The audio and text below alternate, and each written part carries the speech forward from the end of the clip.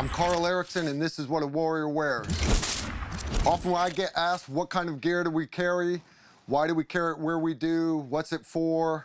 I'm gonna break it all down for you. Right here, it's one-handed tourniquet. Now, I've got a good med kit on the back with this one-handed tourniquet, and I also keep a good blowout dressing on my body where I can get to them with either arm.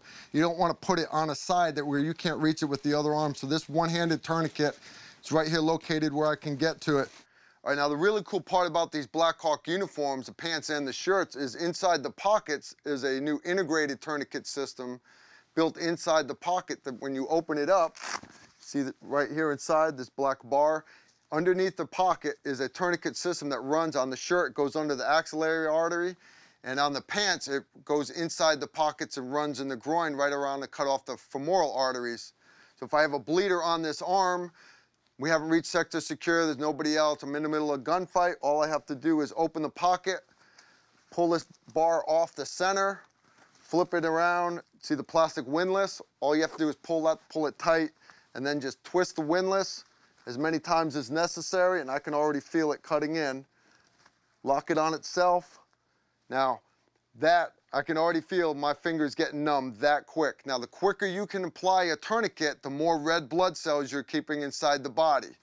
So the quicker you can get tourniquets running, the better in combat. So by having this built into the actual combat uniform itself, up in the pockets and again on the pants, again, well, you may not always be able to get buddy aid right away, and you're definitely not going to be able to get a combat medic to you. If you can save yourself, keep those red blood cells in the body, you're more likely to survive on a modern battlefield. So great, great feature on these uniforms. All right, I'm going to tuck that back after I keep myself from losing my arm. You always have to have a good Leatherman multi-tool. In this case, it's the Mutt. Great, great tool. You're just always going to need something like that. Keep it within arm's reach. Front of me, IR cell placards and American flag. Hey, when you come through that breach point hostage rescue, you want them to know right away, hey, I'm the American fighting soldier. I'm here to save the day. Right here's push button for my comm systems. It'll hook up into my Pelter headset, right? So I can run multiple comm systems into there, actually amplify my hearing while cutting out gunfire, so it doesn't hurt my hearing, right? Now, my radio pouch is actually here behind the magazines. The reason for having the radio up front here instead of like on your back for like a SWAT team in the movies, those SWAT guys don't ever have to change frequencies. I may find myself by myself on the battlefield and have to change frequencies to talk to that AC-130 Spectre gunship or calling in other types of close air supports. My radio needs to be where I can get to it. All right, that about wraps up the front. Start working our way around the side a little more. You see I've got some extra breaching rounds here for the breaching shotgun. Good pair of penny cutter shears that I can get to. Now this side's fairly slick, and the reason for that is I do not want that to interfere with me drawing my pistol at all. All right, we'll go to the back of the body armor.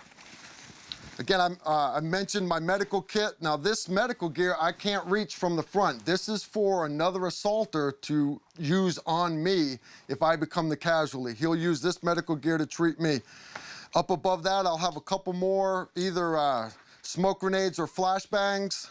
And that's for the assaulter behind me to be able to use by just taking them straight off my back. The radio for the antenna for my radios is ran up through the back of my body armor. Now, it's not gonna get as good a reception as if it was higher above my head, but because it's against my back, it keeps from getting hung up on doorways and getting in and out of the helicopters.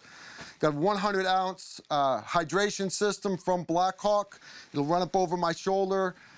It's not like in the movies where you just run around with lots of ammo. You're gonna need water, no matter what theater you're in, whether it's the desert or you're in an Arctic environment.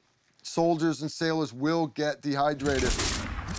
All right, so there's a purpose and a place for each piece of kit that we carry. It's not just randomly placed out there. It's all very well organized and placed by order of priority. And it's the use of that equipment that makes us the top military fighting force on the planet.